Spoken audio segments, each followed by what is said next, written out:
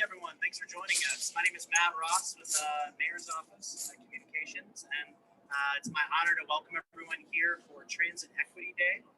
This is an event that the city, the Transit Department, and the Equity and Inclusion Department, and a whole bunch of community partners, all of whom we're going to hear from today, have put on for at least the last few years on the anniversary of Rosa Parks' birthday, which is tomorrow, February 4th.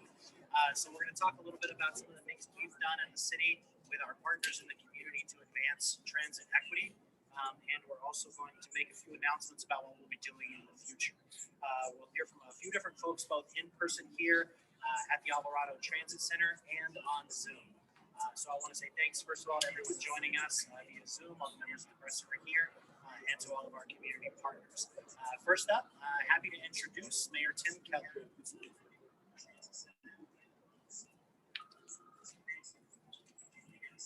Thank you so much, Matt, and good morning, everybody. We are back here today, I think, in a year that is especially important to talk about these issues, but also as a credit to our Equity and Inclusion Department and our Transit Department. Transit Equity Day has actually been something our city has been doing for quite some time, and so really appreciate the department's commitment to this. And of course, it's an issue that is more important now, really more than ever. And so the Transit Department and our Equity and Inclusion Department have been working together to recognize Transit Equity Day. And we're doing this on today, February 4th, which of course is also Rosa Parks' birthday. And we also have free fares today in conjunction with that. And of course, it is just a great way to bridge these two issues in terms of transit equity by remembering Rosa Parks' legacy. Now, for us, truly equitable cities require equitable and reliable and affordable transportation for every resident. And we know this is an ongoing challenge. And in some ways, like in a lot of other ways, our city has done some good things. So I'm going to share with you just at a high level, we talk about those. But I also know we have a long way to go. And so it's a reminder in terms of where we're at right now. One, and I think most importantly during the pandemic, we committed to keep transit running. And if you remember back in, I mean, it's sad, almost a year ago, right, when kind of the pandemic hit, there were all these concerns. Number one, about the art project, which no one really talks about anymore, gratefully. But also about, oh my gosh, there's no way we can have buses running in this kind of thing. We said, let's think about this. Let's actually step back and reflect on the fact that people need public transit, right? For some folks, it's a convenience. For some folks, it's a luxury. For others, it is a necessity. And it's especially a necessity, obviously, for folks who typically, not always, are of a low income, often in communities of color, and situations where they just literally don't have a car to do what they need to do. And of course, this also certainly is a big issue with our senior population and our disabled population. So you can see that the equity lens cuts across numerous segments of our population when it comes to that nexus with transit. So we committed to keep transit open. And with the exception of very high peak points when we did have to close the system, we've been able to keep our transit system up and running during the pandemic. And it's really a credit to, I think, a community that stood up for transit, and also to our transit department and our literally our bus drivers each and every day, motor coach operators, as we like to refer to them as, for putting up with all of, now it's the regulations, but, look, before we figured it out, they were just driving because they knew it was important for our city. And so now, of course, we operate under COVID-safe protocols that have been working quite well since we put them in place. A couple of other areas, we've really been holding the line on $1 fares. And I want to emphasize that is extremely cheap. It is one of the lowest of any major city or even cities smaller than us. And we believe in many ways that is an equity statement. Obviously, it still costs $1, but the fact that it is just $1 for us is something we very much believe in. Also, 35 cents for college students, children, and seniors. And I want to mention that this fare structure has been in place since 2002.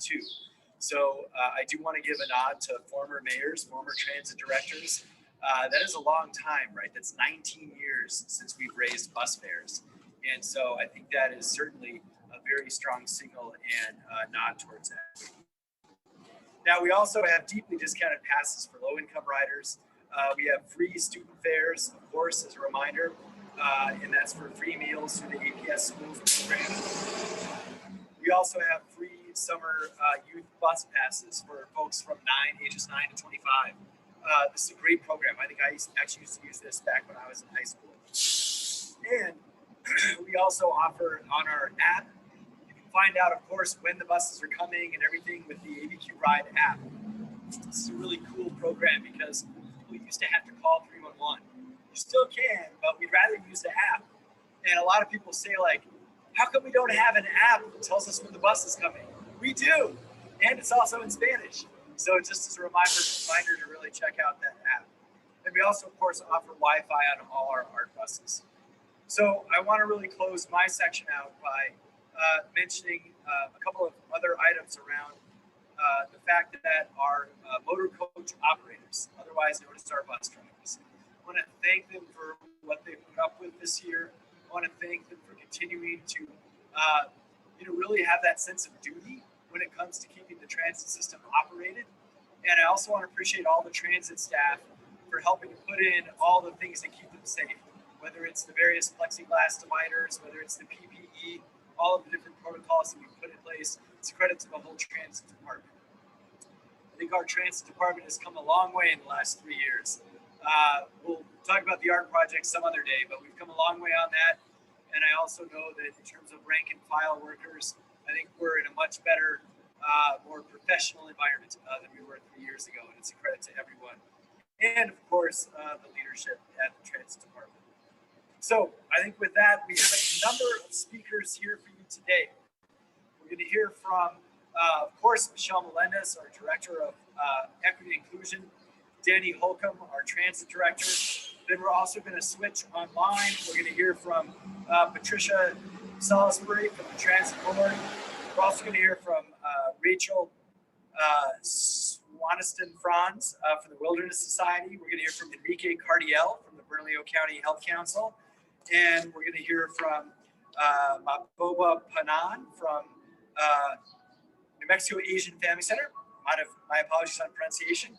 And perhaps some other folks as well. So stay tuned. And with that, I will hand it over to our Director of Equity and Inclusion, Michelle Melendez. Michelle. Thank you, Mayor. Thank you, Mayor, and good morning, everybody. Great to see you all today. My name is Michelle Melendez. I'm the Director of the City's Office of Equity and Inclusion. And public transportation remains a very critical need for all people, and especially immigrants, refugees, people of color who rely on transit more than most other people. And access to reliable transit is the single most important factor for economic stability. And without it, people without cars have a very hard time getting to school, to work, and to every place they need to go reliably. And so it's especially important to hear from our community members who use transit and to listen to what their needs are and to help make those ideas turn into reality so that we all have access to safe, affordable, and reliable transit for all people. And so I'd like to thank those community members and those transit riders and members of the Transit Advisory Board who give that critical input.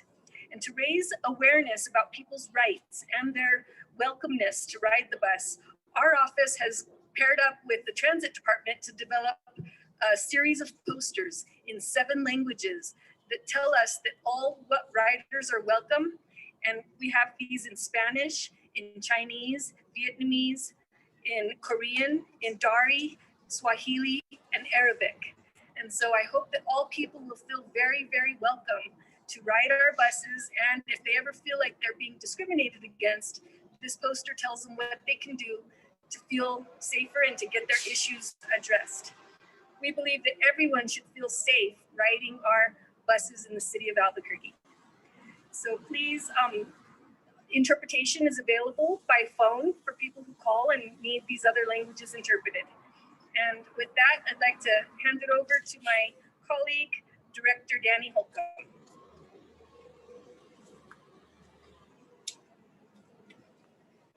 Thank you, Michelle. My name is Danny Holcomb. I'm the Transit Department Director. I'm happy to be here with you to talk about Transit Equity Day. So while transit equity talks about making public transportation more affordable and accessible, it also highlights the consequences of climate change and what we can do as a city department to help in that endeavor.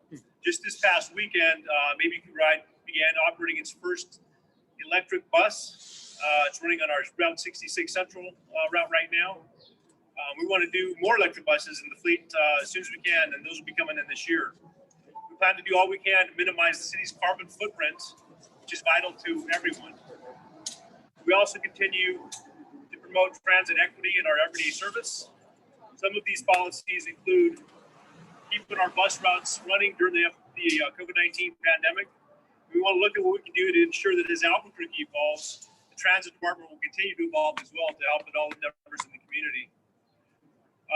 As Mayor mentioned, we're talking about, it's actually an ABQ RIDE Plus app that we're offering in both English and Spanish, so we're excited about that. In 2020, we had free Wi-Fi hotspots in neighborhoods for online learning, and we provide free Wi-Fi in all of our art buses.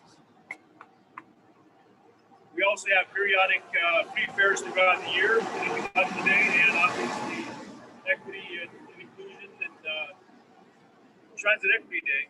So with that, I'm going to announce that we are going to start having free fares for folks 65 and over, and for students 25 and under. Woo! We already offer free fares for veterans who have served in the military, so we're excited about that. We have a fancy proclamation from the mayor's office. I'm going to read the last couple of lines, which are most important. The City of Albuquerque recognizes the collaboration between city departments, community organizations, and entities to bring awareness to injustices in public transportation and to promote transit equity. And now, therefore, Timothy M. Keller, Mayor of the City of Albuquerque, does hereby proclaim February 4th, 2021 as Transit Equity Day. Thank you very much. I hand things over to Matt Ross.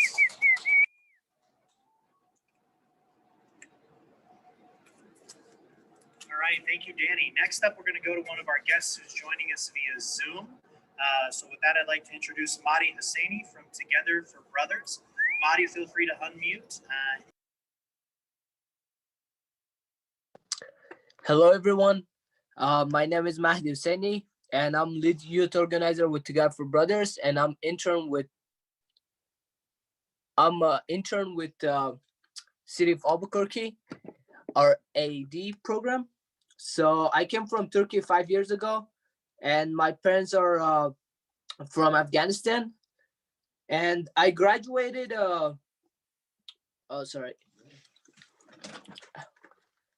I graduated from Highland High School, Albuquerque, and now I am enrolled at the University of New Mexico, and I'm majoring and minoring in business management. So when I was freshman in high school, I had to take the bus to get to school because my family only had like one car, and I was waking up early in the morning around 5 a.m. to get ready and eat my breakfast and catch the first bus. And I missed the bus. And if I missed the bus, then I had to wait for the next one, and or I had to walk or run to the next bus stop for the second bus. It was challenging for me to wake up early every day and try my best to not miss the first bus and be on time in school. But I had so much tardiness, over like 100 tardiness in 1 year, because I was arriving late, not because I was playing around, but because of public transportation. Some days the buses arrive early, and some days they arrive late. They were never on time, and the map was not showing the right schedule. Or maybe it was showing, but the bus drivers were not on time. I also had challenges regarding not having bus passes, or it was going to be too much to pay every time I was going in the bus. So I joined Together for Brothers in summer 2017 when I volunteered. That worked with my family, connected me to the internship opportunity. I started working with them on a health impact assessment project, or HIA. It was community research project led by young men of color like me, focused on public transportation. We did research and then surveyed, interviewed, and did focus groups with young people in and community partners regarding their experience on the bus and how they felt about bus schedules and safety. I was able to do research not only in English, but also in Dari, Farsi, and Turkish.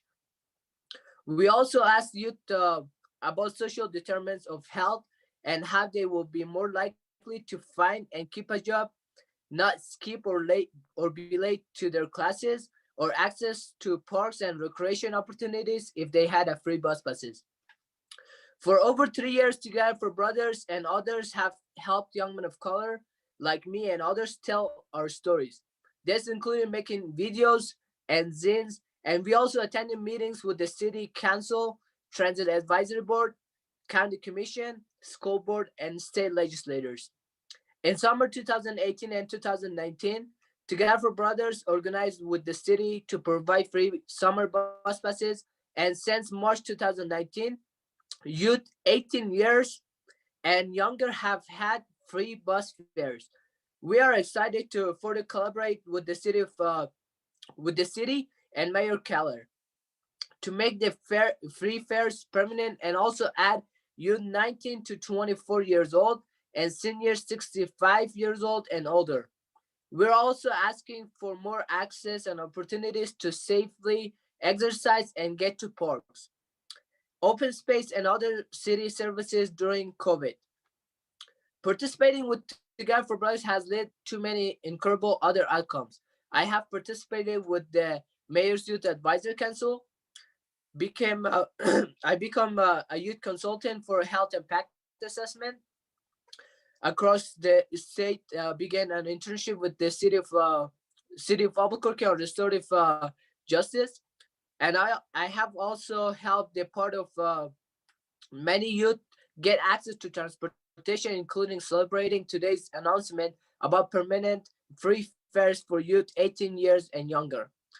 I would like the decision makers to hear us out and listen to what we are talking about and what we want or what we need, because it's not just because equality, it's not about equality. I think it's more about equity for communities most impacted to get what they need and what we need, and we need free transportation in Albuquerque, New Mexico. Thank you so much.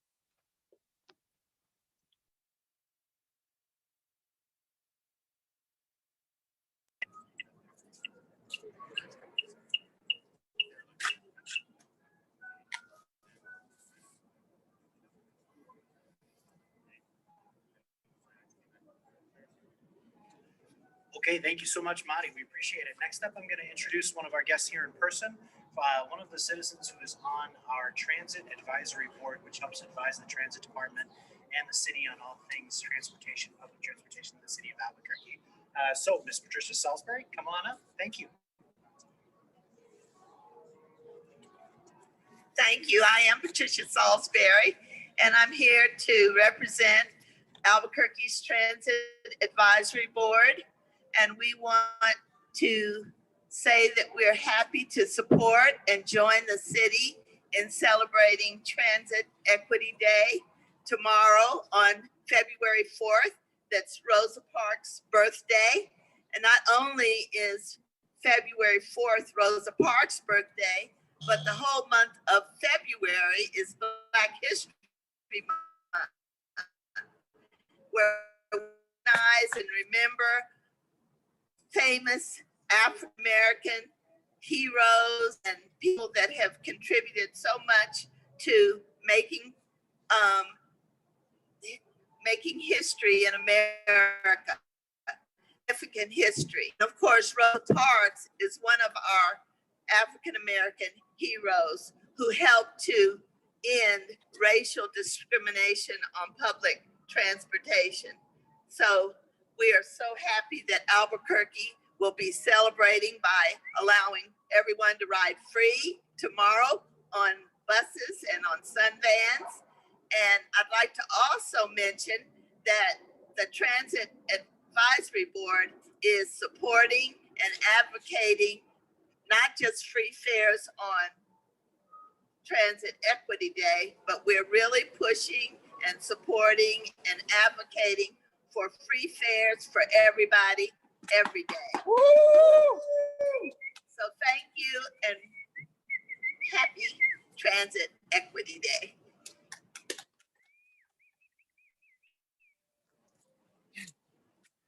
All right, thank you, Patricia. Next up, we're going to go back to Zoom. We have a guest from the Wilderness Society joining us.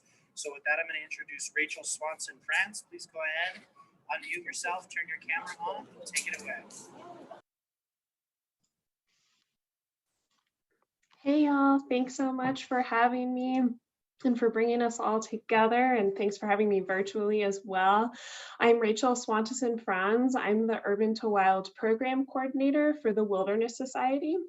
The Urban to Wild program works with local communities to reduce barriers to accessing parks and open space through policy work, program support, and partnership building.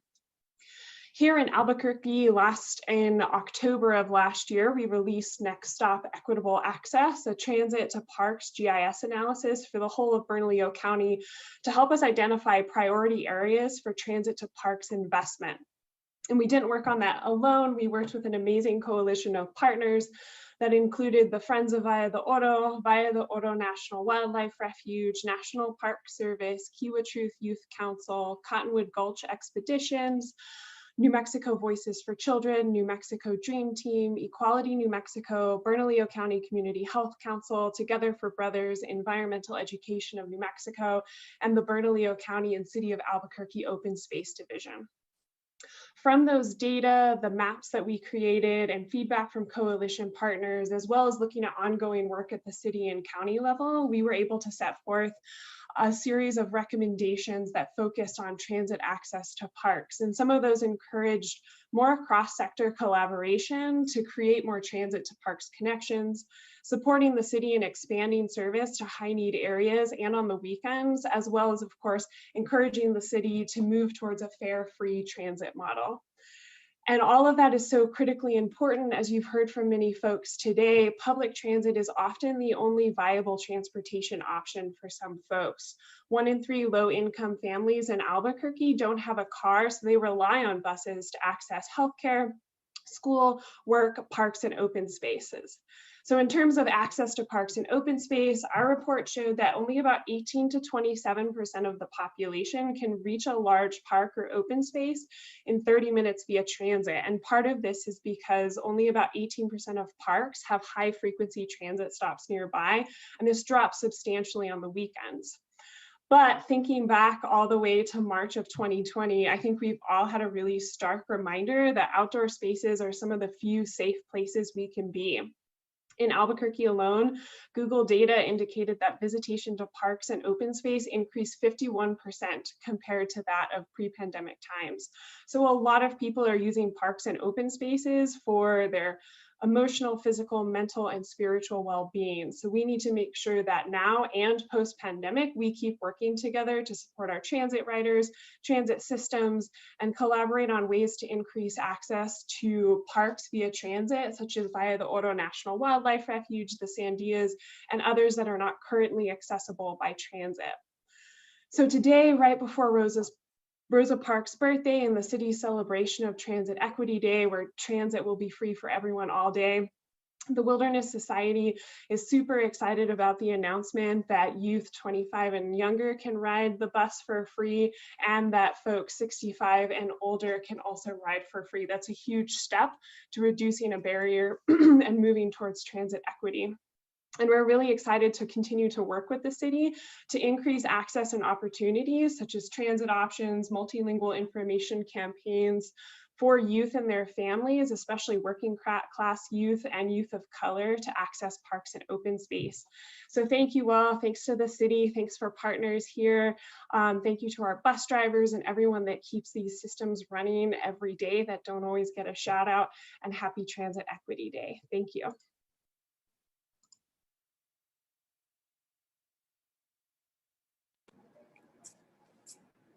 All right, thank you so much, Rachel. Next up, also via Zoom from the Bernalillo County Community Health Council, we have Enrique Cardiel.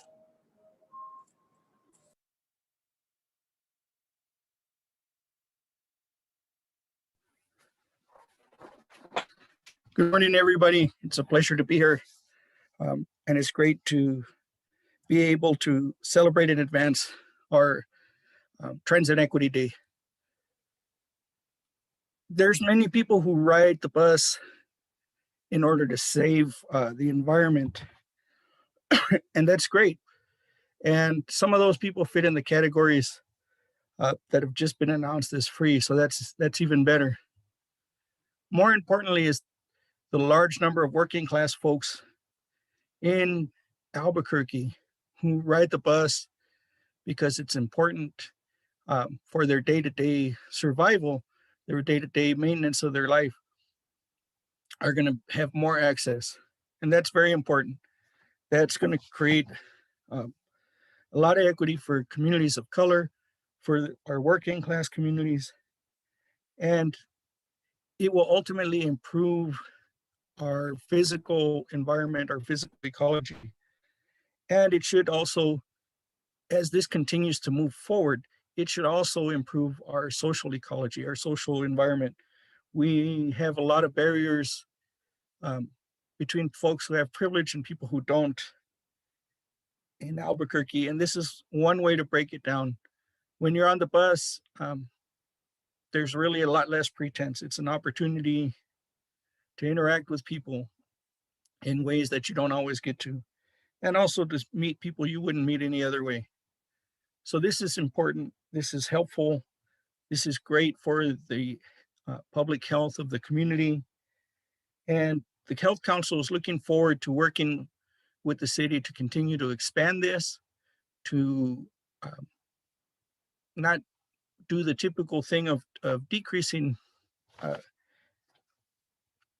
routes, but increasing routes, providing even more opportunities for people to use public transportation, to leave their cars at home, and to also do the work necessary so that people feel safe at bus stops, so that bus stops are welcoming, and to support the transit workers who provide this great service to us, to make sure that they have quality pay and benefits, and that we can continue to expand this service to make it truly a world-class transit system that promotes the public health of the entire community equitably and in a way that just benefits the city.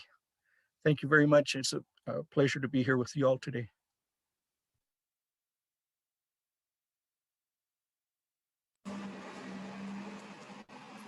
All right, thank you, Enrique. And last but not least, we have from the New Mexico Asian Family Center, Mabuba Pana. So go ahead, Mabuba, and unmute and turn on your video and take it away. Good morning, everyone. My name is Mahbuba Pana. I'm a case manager at New Mexico Asian Family Center.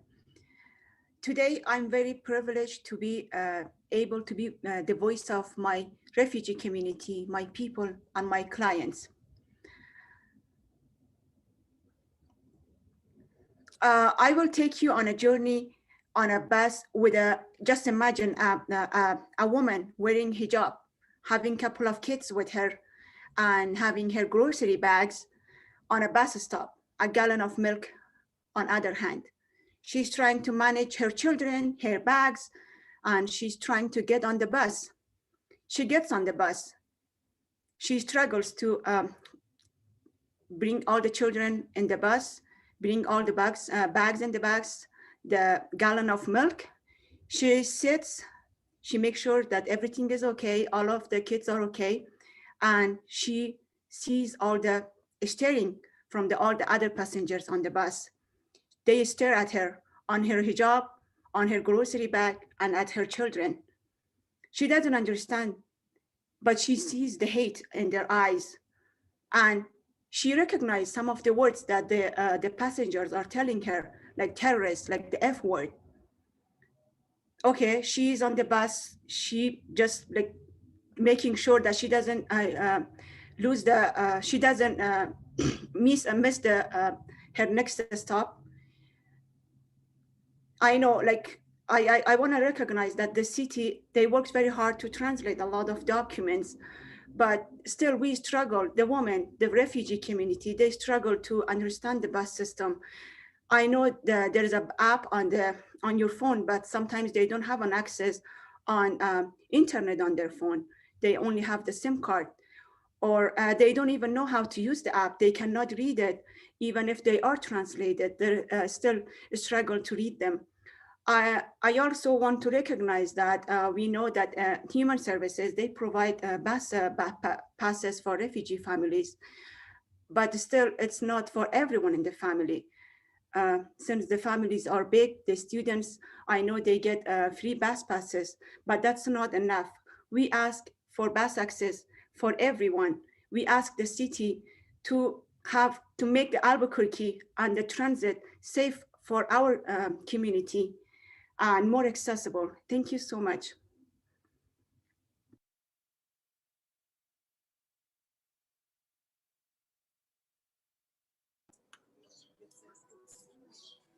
Okay, thank you again to all of our guests. This will be posted online and on social media almost instantaneously if you want to recap any of the announcements that were made here today. I don't think we have any questions from those members of the press who are joining us virtually. So with that, we'll wrap it up. Thank you, and everyone go out and ride the buses tomorrow for Transit Equity.